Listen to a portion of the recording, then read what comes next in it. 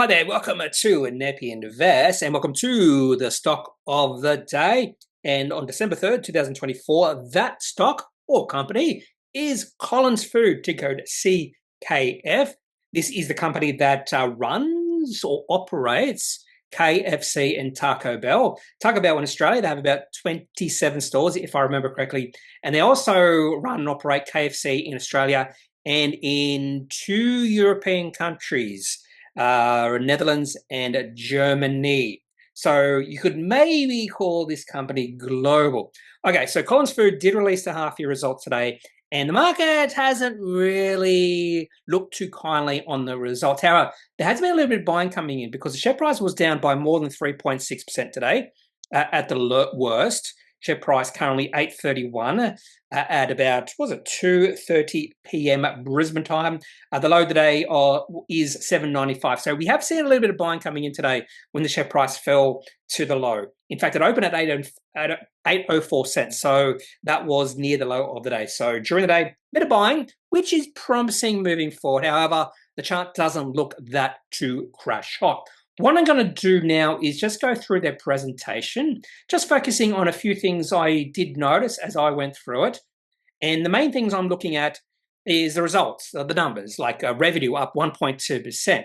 That's the first thing that I noticed, that they had okay revenue growth, but there was a bit of store count. I think they increased the stores by 12. So like-for-like sales were probably down. I don't think they mentioned that. I couldn't see it. They did mention it in their individual divisions. They have 3 divisions: KFC Australia, KFC Europe, and Taco Bell.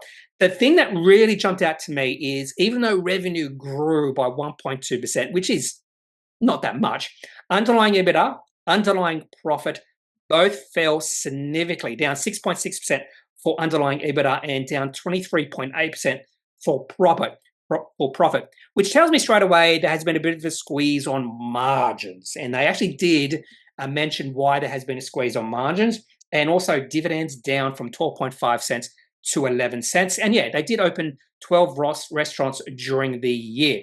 Okay. Now, in the second, this little bit right here, they go through the different divisions here. And in the KFC Australia, they did mention margins lower than prior corresponding period, with sales growth currently insufficient to offset continued wage, energy, and cost of sales inflation, which tells me the company doesn't have much pricing power. So even though the costs are increasing, they're hesitant, unwilling, or just can't increase the price of the products they're selling. If they could, they probably would. So they probably don't want to. Maybe they remember what happened to Domino's Pizza when they did it last year. So that's the first thing that I really noticed when it came to KFC Australia. And then you can go through the financial performance, and what you'll see here is a lot of red numbers. So all the financial metrics down a fair bit from the previous corresponding period. They do mention on occasion why these numbers are down. Go through the income statement again. This is down, lots of red there. The only one is green is revenue. You have a look at strong cash flows. The other thing I should mention with the cash flows, so operating cash flow positive 75.3 million. They do, and this is because of the change in accounting standards, they have leases in the investing section.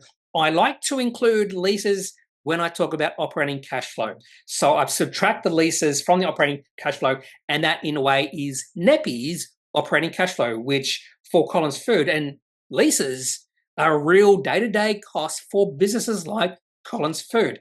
And that's why I do it. So operating cash flow, by my calculations, about 56 million, and free cash flow by about 22 million if we take into account payments for property, plant, and equipment, which is capital expenditure. And they did mention here capital expenditure up 1.3 million, reflecting investment in new network and technology, new restaurants, remodels, digital and sustainability investments, and asset maintenance. So they do try to sort of separate capital expenditure into maintenance and capital expenditure for growth. I do like when companies actually do that, because there is a big difference between capital expenditure for maintenance and capital expenditure for growth. And they've sort of done that, sort of. I won't mention the balance sheet. One of the things I look for here is just debt. So they do have net debt of 158.9 million, which is down from last year. So I suppose that is a positive. And then they go through their individual divisions, KFC Australia, KFC Europe, and also Taco Bell. And you'll see a lot of red numbers here. Lots of red. The main thing I was focusing on here is EBITDA margin. And for all three divisions, EBITDA margin down, and down significantly for a couple of them. And they do go into reasons why. The other thing I like to see here is revenue percentage same-store sales. So we can actually see if they didn't grow their store count, what would have happened to revenue. And in Australia, revenue, same-store sale, down at 0.1%. So revenue actually on a store level was down, or same-store level was down. The other thing I noticed here when I looked at the history, so revenue has been increasing the last 4 half years, 4 first half years, by the way, not last 4 half years. But the one thing I just noticed here, or two things, same-store sales really good last 2 half years, down this half year, and EBITDA margins, not only EBITDA margins, but EBITDA and EBIT margins have been dropping the last 4 first half. That's actually pretty big red flag in my opinion, down from 21.7% to 19%. That's EBITDA margin, and EBIT margin down from 15.2% to 12.6%. And we saw the same sort of theme in KFC Europe and also Taco Bell. So KFC Europe saw their margins drop, or have seen the margins drop from 14.7% to 12%. And this is the first half year we've seen over the last 4 that revenue has actually dropped, and same-store sales down 3.8%. So Collins Food is struggling in Europe at this point in time. They also talk about why EBITDA is down, talking about inflation in labour, other cost lines normalising but still elevated. And by the way, same-store sales down 3.8%, but look at the last 3 years prior to that, up 14.6%, 10.4%, 8.8%. So it has been dropping, and this was the first half year where we have seen a negative since 2022. And they also go into Taco Bell.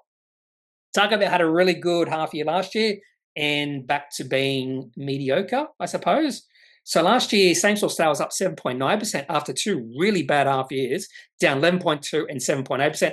This year down slightly 0.3%, and revenue actually did drop because store count actually was flat at 27, and EBITDA margins negative 3.7%. So a couple of years ago, there was talk about maybe Collins Food winding up Taco Bell. Okay, they also go through a bit of an outlook. They're not that positive about the rest of financial year 25, because they do mention here cost of living challenges and margin challenges to persist in this particular financial year. Improvement not expected before financial year 26. That's for KFC Australia.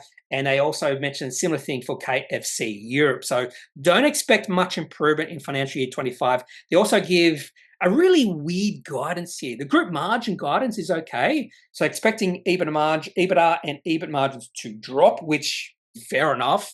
But they also gave guidance for interest and tax. I've never actually seen that before. I would prefer EBITDA or maybe profit, or best case scenario. I've never seen a company do this, but some guidance for cash flow. I'd love that. But no, they've decided against that. Anyway, so let's have a look at the chart for Collins Food. Is this a time to get excited? We have seen a little bit of buying coming in today. That's why we do have a one-day green 1-day candlestick. Now, I was trading this about a year ago. Chart actually did look pretty good. If you go back 1 year, chart actually looked okay. Nice little uptrend developing, and that uptrend really started to show a bit of weakness in January, February. I got out because of that weakness, and the company did release something pretty negative on August 22nd. Must have been a negative trading update. Share price down 12.9%. We did see the share price recover, but it's still looking fairly weak, the chart.